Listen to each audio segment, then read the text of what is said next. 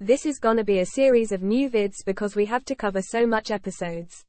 You can see how much I love the show, and I was a bit surprised about the ratio here. From overall 89 episodes we only have 16 really bad episodes but 50 good ones. That's more than half of Revenge. I know I am biased, but I think this is a really good outcome for soap opera and classical guilty pleasure show. To rank the episodes, I have made some kind of a grid with 3 major categories. We have story-wise and plot-wise elements like the flash-forward or conclusion of a story arc, or if it is a standalone episode. Then of course major changes with the characters like introducing a new character or the death of a main character.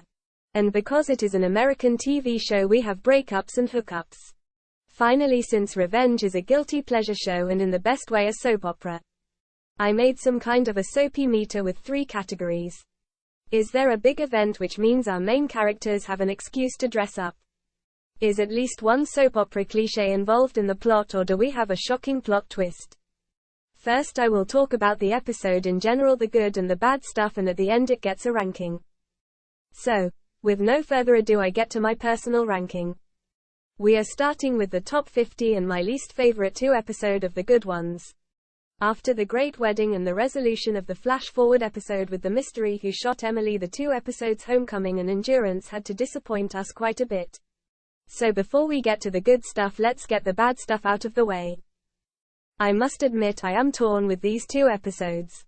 Many hated the typical soap opera move here with Emily's memory loss. Where am I? You're in the hospital. Why? What happened? You don't know? What do you remember? Nothing. I don't remember anything. Please tell me. Who am I? Sure. I rolled my eyes as well on first watch. Especially because we did not know how long this would last, but I think it was the next best thing they could come up with if they wanted to use her mental health issues. As I said before, it was intriguing seeing her that weak and totally at mercy of the medical staff and the Graysons. Yet something just felt not right here. And spilling her biggest secret herself accidentally to Charlotte of all people was a cheap trick. I mean, this has to be a big moment, and how dumb Charlotte looks here when Jack can talk her suspicion that easily out of her. Kidnapping Emily from the hospital to revisit Lydia's captivity from season 1 was another cheap shot. I get that Victoria wants to get the situation under control first because she is the #1 suspect. Second, after Daniel confessed to her, saving her son is her first priority again. But what options does she have left? As I said, if Emily really regained her memory and wanted to turn Daniel in, how they are supposed to stop her? They could have only silenced her like Fomander by killing her and making it look like an accident. She could have fallen down the stairs or had a complication from her surgery. Happens all the time. By the way, this little side plot, not knowing if she is faking her amnesia, really got me. So as this was kept short and on second watch, I really enjoyed this little side plot. And for the Gemily fans out there, they gave us again little hints that Jack was her soulmate. He, not Aiden, was the one who made her remember. Come back to us, Emily Thorne. Daniel. No. It's Jack. Daniel shot me. Technically it was Fomander and her connection to Emily, but that is also a twisted connection to Jack and her real identity, so that counts for me. Now to the good parts, which was Nolan's reaction and their plan to get Emily to safety. Emily is my family, and I am gonna make damn sure that yours doesn't harm her. I knew this was going wrong from the start. Nonetheless, it was thrilling to see how they tried to kidnap Emily from a public hospital. I wonder why they did not try to get her out of Grayson Manor as well. I mean, she still was in danger, and that memory loss was a ticking time bomb. For all we know, she could have even told Victoria who she really was without knowing that she signed her death sentence. Disgusting and satisfying at the same time was Daniel's reaction to Emily being alive. I bet he wished the whole time she had been dead after being at Rikers in season 1. Of the worst prisons in New York, if not in the States, if I am not mistaken. He must have been terrified facing another murder trial. Even if it was just attempted murder. I love how he goes from shitting into his pants out of fear that Emily could turn him in right away, to nope, I will get ahead of this situation and turn myself in to save my mummy. Really tells us more about his twisted relationship to Victoria and justice in general than all the stuff before and after. Now they're blaming you. And I know we've had our problems, but I am not gonna let you go down for my crime. Daniel, please. No, my life isn't your problem to fix. Now I'm getting a lawyer. and tomorrow I'm turning myself in, and this will all be over. No. I also enjoyed these little nuances with him and Emily. Sure, she is afraid of him after knowing he was the one who shot her. Another thing, introducing Nico. Again, this was a supporting role who had much more potential than just being there to stir up trouble for Emily and Aiden. I really hated their love story. Especially with the fact in mind that Aiden was the one who killed her father. What kind of connection is this? And I get the bonding over Takeda with Emily. You're Takeda's daughter. It's an honor to meet the only student he ever spoke of with affection. And mine to meet his only child. Thought I could help you. It's what he would have wanted. I even get her jealousy that Emily was his favorite student and he might talk about her and her mission all the time. That woman I listened to my father go on about, the one who stole all his attention and the affection I wished I had, this is how she ends up? But they really blew this storyline with this silly revenge plot of Nico. What the hell are you doing, Nico? Avenging my father. I can't believe I nursed my father's murderer back to health. Oh, I'm counting on it. And when she shows up here to save you, I'm gonna kill her. You took someone I love. You can watch while I do the same. Last but not least, Emily's breakup with Aiden. I don't understand. What made you change your mind? You're ending this with me. You're gonna let them take this away from you too, Emily. Think about what you're saying. I have. I'm sorry. I can handle it. You just worry about yourself. Seems that's what you're best at anyway. I still think this back and forth with Aiden was not necessary in season 3. I get it is hard being together with Emily while she is planning her wedding with Daniel. And after this pregnancy lie, we know for sure that she is sleeping with both guys. Even though she told us in season 2 something different. Here I thought you were on board with your girlfriend's engagement. You sharing Emily with Daniel? Nobody's sharing anybody. We're just on hold. But that's the problem. Aiden knows since season 2 what is going on. In contrast to Daniel, who has still no clue and just Victoria's suspicion and his jealousy, Aiden knows for sure Emily puts her revenge agenda above everything else.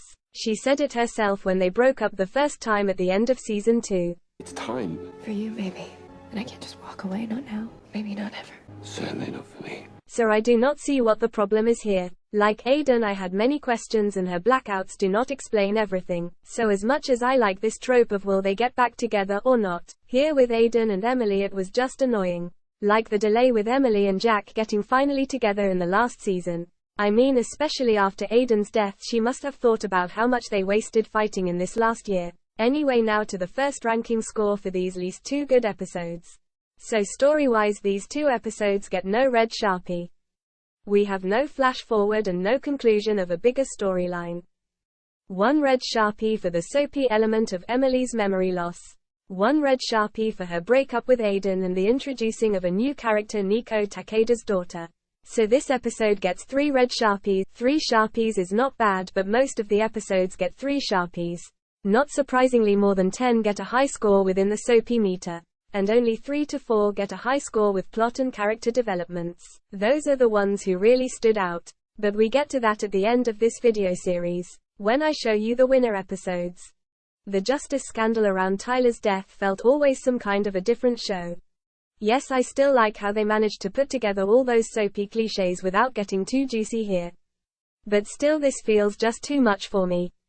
Daniel doubting Emily and finally being convinced by his mother and Tyler, who showed him that picture, was just not my kind of story. Why don't we call your fiancée and ask her?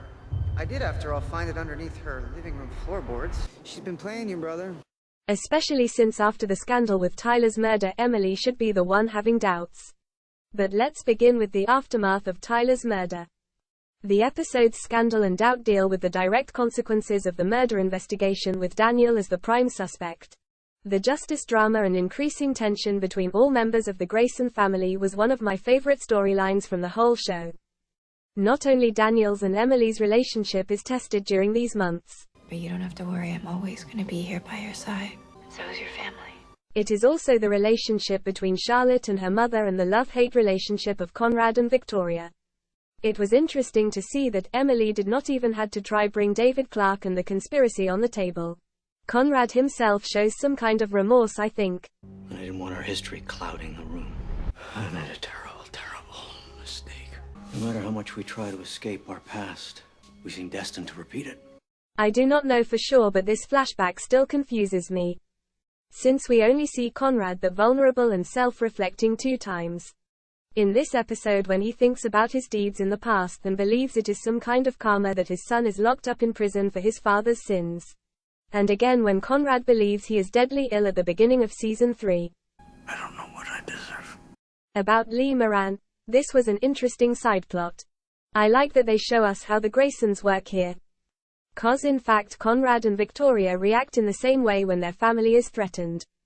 They do everything in their power to neutralize the threat. You have a collect call from your worst nightmare. So get ready, lady.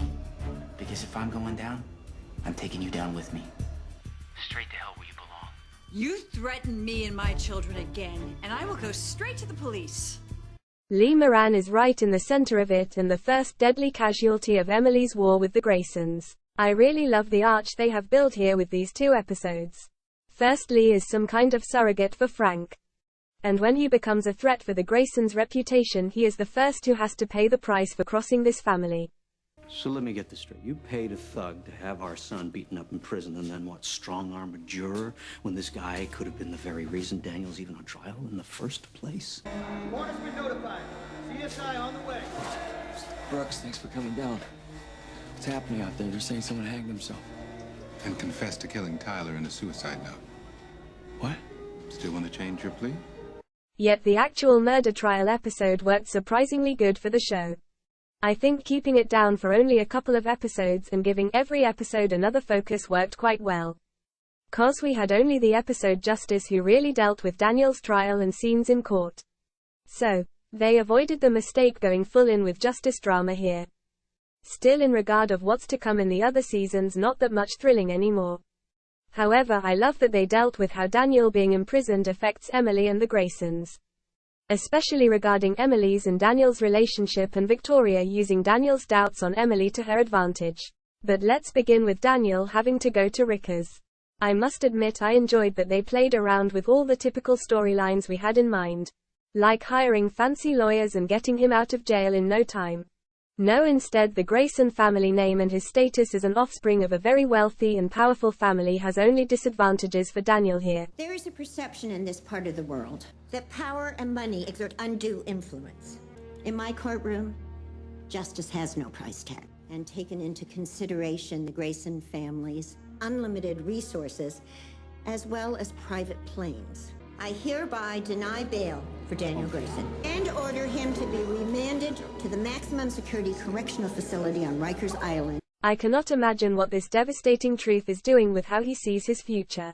Cause in the flashbacks we have seen how much Daniel is struggling with Conrad's expectation and the family heritage, which is more of a curse to him. And his outburst with Victoria shows what Emily sees in him when she tells us he is a victim.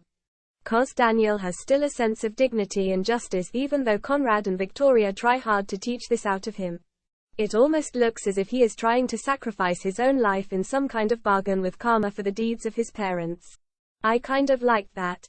Especially with the fact in mind that he is still innocent and does not know anything about the conspiracy. They really made a good point in showing us how he changed in the next couple of episodes. From this innocent young man fresh out of college who tries to separate himself from the law of his parents, to this businessman who gives into his fate and just tries to be a good son. The same will be true for my father, who I stand behind as a son, and beside as a partner in business, as I prepare for my role at Grayson Global. Annoying was his jealousy of Emily and Jack, who really are just good friends in this season. Jack. I mean, it is Victoria and Daniel who drive her into this direction. I do not think if Victoria had intervened that much and Daniel put that much pressure on her that Emily would have pursued anything with Jack. I know many Gemily fans see more in this innocent scene.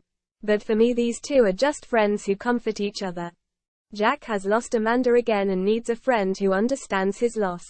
And Emily is under much pressure here and more in need of a shoulder to lean on than ever. So only Daniel's remarks makes us see this as some kind of betrayal. Jack Porter's back. He's in her house right now making a fire, and God knows what else. By the way, I hate how he is implying that Emily could do that to him right now when he needs her the most. I mean, what kind of a person would cheat on their partner just because he is not available and another man comes around? Even worse was the scene with him accusing her right away. I knew that he would explode when Victoria pushed him into this direction. Sneaking around with him the whole time. I saw you yesterday with Jack. Is that where you went? To see him? Daniel. You think I'm an idiot? All the mysterious phone calls, all the times you disappeared. You need to be careful, whatever or whomever you're doing. You better damn well be discreet about it. She is really no help in these episodes. I mean, her own infidelity with this old flame shows us that in fact she does not give a damn about her son. Okay, it was her plan and she knows he was in no real danger. But why is she not more interested in the judge's decision? Is she so sure that her plan worked, or does she not care at all? But back to Emily and Daniel. I like this underlining theme they reuse in season 3. Under the influence of alcohol, Daniel becomes his worst enemy. Not only lashing out at people he cares most for, but even attacking them physical when they given him reason to be disappointed of him. Even worse here, it is totally out of proportion because Emily did not do anything wrong. She stood by his side, helped him stay out of prison and saved his future more than Conrad and Victoria did. Yet Daniel thanks her with this scene. I get that storyline is a total cliche, but it has some interesting side effects. Since Emily is in season 1 not only pretending to be in love with Daniel, she actually fell for him, which made it so hard to be invested in this love triangle with Jack. Sure, they introduced him as her first love, but since she cannot tell him the truth about her real identity, there is no way Emily can have an honest relationship with Jack. For me, that was the most important reason for the dysfunctional relationship in season 1. Daniel of course does not know all that and shows his lack of self-confidence by accusing her of seeing Jack behind his back. The scene is funny and sad at the same time, cause the main reason for his jealousy is Emily's secrecy because of her revenge mission, and her acts lately, which ultimately saved him from spending his life in prison. Quick score check for the 3 episodes. Since we have gone very far from the original story, we have not that much flashbacks here. But we have definitely some soap opera cliches fulfilled with Lee Moran and Daniel's imprisonment. Not to forget the teenage drama around the breakup of Declan and Charlotte. And story-wise, we have the conclusion of Daniel's trial. Speaking of cliches, season 2 had a few great episodes that went back to the soapy or original plot of the show. One of them was Victory, especially the takedown of Amanda's foster mother. I do not like the flashbacks and the backstory of her time in foster care, but I did really enjoy the takedown and her foster brother Eli James. He could have stick around for more than a few episodes and become Emily's partner in crime. But first to the bad stuff, which was the kidnapping of Padma. I still do not care about her and Nolan's relationship. They really failed to make us invest in this love story, even though they had enough time to establish a strong relationship between Nolan and Padma. And what is it with Nolan that he keeps falling for the wrong kind of people? His love interests are always this really unstable and needy characters. First Tyler, who was maybe the worst choice of them all. Then Padma, who just had to fulfill the role of damsel in distress and innocent victim. Then Patrick, who had a ton of problems and issues. Finally, Louise, who again needed to be saved by a man. How can a progressive guy like Nolan end up in such a cliché partner role? Anyway, this failed operation was doomed from the start, and I was really frustrated that they did bother us with this at all. Especially when there was so much good stuff going on. Not that I was over the top concerned about Padma, which is bad and shows how little they made us care for her. I mean, this kidnapping scene was all about her being unprotected and getting killed in the end because Nolan could not help her. Anyway, if they had not failed here, they maybe even could have kidnapped one of the Initiative's operatives in the process. Aiden could have tortured one of them in true James Bond fashion to get the needed information. And boom, they would have had the upper hand and this Initiative plot could have been over in no time. And Emily being not there because of this stupid trip with Daniel. Even worse, Daniel was shown weak and needy all the time with Emily.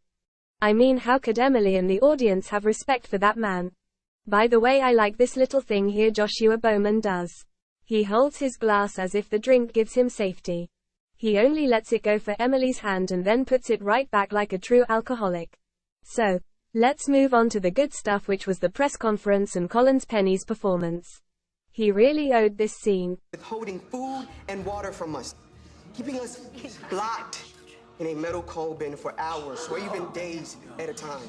Now this abuse went on undetected for years and continues to this very day. You don't have to take my word for it. Take theirs. The faces of Hayward House, grown up but still bearing the scars of our time spent with Mrs. Hayward. And even though I did not like the twist with Amanda being imprisoned for his crime, this was a very strong scene and one of the few moments of the show when another actor really outplayed Emily Van Camp. This one gets 2 red Sharpies for the story cause we have flashbacks and a conclusion of that story arc with her Amanda's step family. 1 red Sharpie for that little plot twist that she was imprisoned for the crime of her foster brother. No red Sharpies for the characters since her foster family was introduced before and we have no major change of relationships or deaths. Now a big jump to the last season. I know I talked a lot about how I hated Charlotte and how they treated her storyline. But 2 episodes that centered around her were pretty great. The first one from season 1 comes later and I think you all know which one I mean. But in season 4 it was the big reveal of Emily being her sister and Charlotte's reaction to this who made this episode so good. Trying to kill Emily might have been a gross overreaction. But for me the writers made many things right in the episode Ashes. For starters, Charlotte was not that much annoying in this episode. Besides her killing attempt, I actually can relate to her reactions to Emily's confession. You chose revenge over me, and you can't take it back. You used me and lied to me. Charlotte. Emily lied and used her the whole time instead of telling her the truth and trying to form an honest relationship with her. Okay, there was the threat of Conrad and Victoria which made it impossible to tell anyone near the Graysons the truth. And she betrayed Daniel much worse in season 3. But Charlotte has a point here. And as stupid as it was trying to kill Emily, it maybe was also due to her not thinking clearly with all the drugs in her system. I mean, how long does it take for these kind of drugs to wear off? It seems at the beginning until she went to rehab Charlotte was never really clean. And she seems to mix the pills with alcohol. So as much as I hate to say this, but maybe this reaction was not as crazy and out of the blue as it seems on first watch. The only thing over the top here was Jack saving Emily later. Like I said, it's a bit cheesy and totally out of character for Emily needing to be saved. I think she was only sapped 4 or 6 times during the whole show. Let me see. First in season 1 by Daniel and Jack when Tyler tried to kill her. We get to that episode later, no question, this one is higher up the list. Aiden and Fomanda saved her in season 2. First from Gordon Murphy, and Fomanda sacrificed her own life to save Emily. And in season 3 Aiden saves the wounded bride Emily again. But mostly she needed saving in season 4. First saved by Jack here, then by Nolan, and a few episodes later by Daniel and Jack again.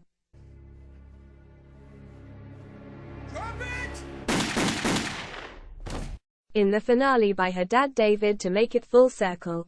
So, the neediest she was in this season. Another thing I enjoyed in the first couple of episodes was Victoria's manipulation. That pathological creature is going to get what she deserves. She is manipulating you, Charlotte. That is what she does. She lies. And when that doesn't work, she resorts to violence and fear. The only thing that would have made this one better was if it lasted till the end of the season. And the war between these 2 ladies could have been the focus of the episode like we were promised in all the promos and in the very first episode. Anyway, using David and Charlotte, the last relatives of Amanda, against her was a very fine strategy Emily used so many times against Victoria over the last years. So, it's kind of fair she is using the same tactics on Emily as well. Threatening Emily with this shotgun was a bit over the top. Is Victoria really that much afraid of Emily? Does not look like it to me. Especially on second watch, I think this was all a big show. Maybe for David if he was coming back, cause she already painted Emily as a threat and wanted to give her no time to explain herself. I guess Emily was right to tempt her, she really would not have shot her. But I really enjoyed her dance with Charlotte in this episode. Krista B. Allen has the right amount of puzzlement and anger here. I think she even tries to be a little hazy from the pills that might still working on Charlotte.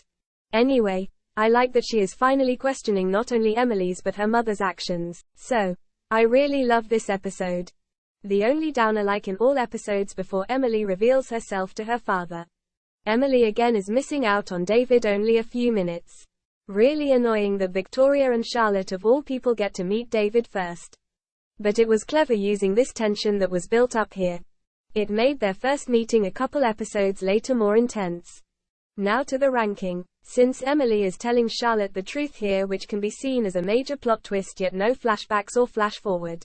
So this is some kind of a standalone episode. Some soap opera cliches like Charlotte meeting her biological father are involved, but no red Sharpie for the character department for this one. The next 2 episodes were a tough choice. I was tempted to put them into the not-so-good category because the episode's clarity and exposure they were very much redundant.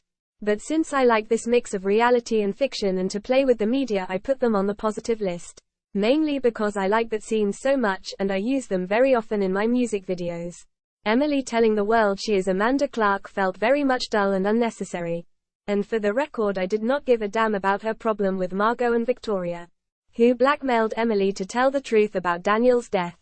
Yes, it was horrible lying in such a way about Daniel. He really was a hero in that moment. But like he himself said in season 1, look at his track record. In season 1 he shot his best friend who was not armed at the moment. Daniel just could have hit him with the gun. A year later he colludes with Conrad and the Initiative, breaking God knows how many laws. And finally, he shoots his wife in their wedding night because she lied to him. Okay, on 2 occasions he might have been drunk. But alcohol is no excuse for such a violent behavior. And he was not drunk when the man handed Emily. Anyway, he kind of deserved the bad press. Daniel was not such an innocent and angelic-like victim as Margot and Victoria paints him to be. So, the best part of Clarity surely was the interview and the reactions they cut into the scene. Actually, this scene works pretty good for itself, and I really love Jack being finally on his side. His reaction was kind of cute. He almost seems proud of her, as if his good behavior is finally rubbing off on Emily. Anyway, I loved the interview scene in Exposure, even though it was a typical retardment and filler episode with all those flashbacks and praising how good and righteous Emily's revengender was. Though they found a good balance by showing us what she lost. Aiden, wake up! And the interviewer seemed very much authentic with her questions about Victoria. Sounds like you think you know someone who has. Victoria? It's a strong accusation, Miss Clarke. I didn't make an accusation. And they did a great job in building up the tension towards the end, making us anticipate Victoria's and Margot's next move. Finally, the ranking. We have many flashbacks here and the conclusion of the story arc around Daniel's death. Yet no dressing up and no shocking plot twist if you do not count Emily's confession in. But we have soapy elements. Again, no major character changes. I hate to say it, but this episode from season 4 really got me. The twist with Margot losing her baby is still hard to watch. I mean, they were cruel before to Emily. She lost almost everything because of her revengender. And if you believe Victoria, even her ability to have children of her own. But seeing Margot going down the same way was tough. Even more as I was really rooting for her and Daniel in this season. I mean, both might not be the best persons, but they surely deserved a second chance. And it was really lovely how Emily spoke with her before everything went down. Do you think I'm a fool? Just the opposite. I believe you're a good person, Margot, who got caught up in all of this. So, the episode loss really hit me in the stomach. And after season 1 it was the first time that I felt genuinely sorry for Victoria. 'Cause she lost her son and her grandchild. Funny that nothing of it was Emily's intention. And she felt compassionate, too. After all Victoria put her through.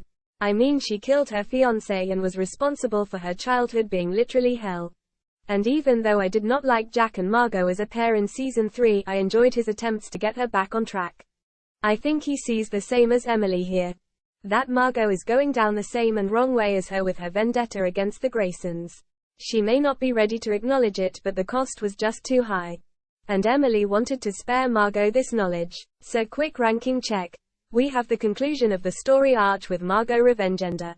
And a shocking plot twist with her losing the baby. Which also counts as typical soap opera moment. Yet no major changes in the character department. And here comes another good episode for Charlotte from season 4. Damage.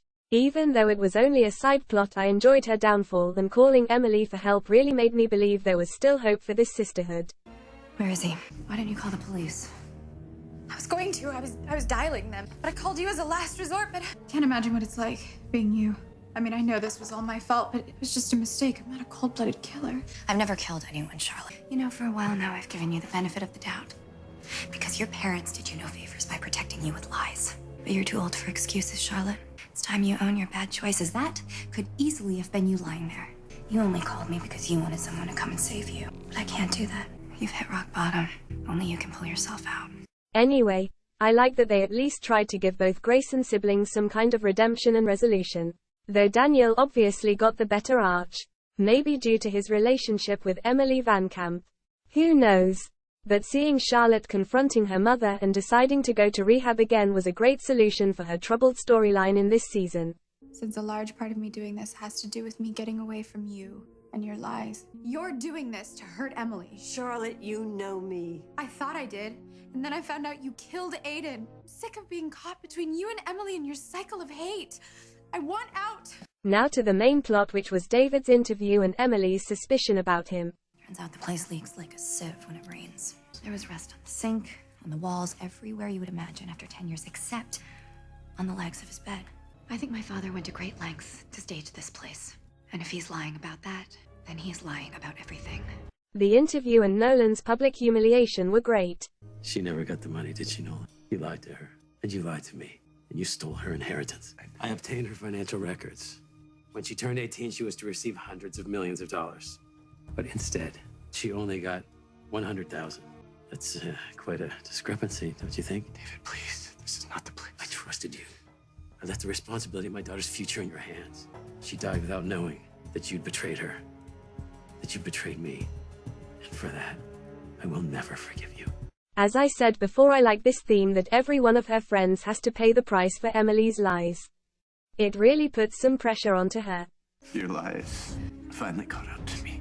The only thing I disliked in this episode was again Louise's obsession with Daniel and trying to stir up trouble for him and Margot. What are you doing? Didn't know I played tennis, did you? Hundreds of members at this club, and you just happen to buddy up with my girlfriend. It's quite a coincidence, wouldn't you say? Look, I'm sorry if I seem a little paranoid. It just wouldn't be the first time I've been targeted by someone with a hidden agenda. Quit being such a worrywart, sugar. This has nothing to do with you. Watching this just made me ashamed of Louise.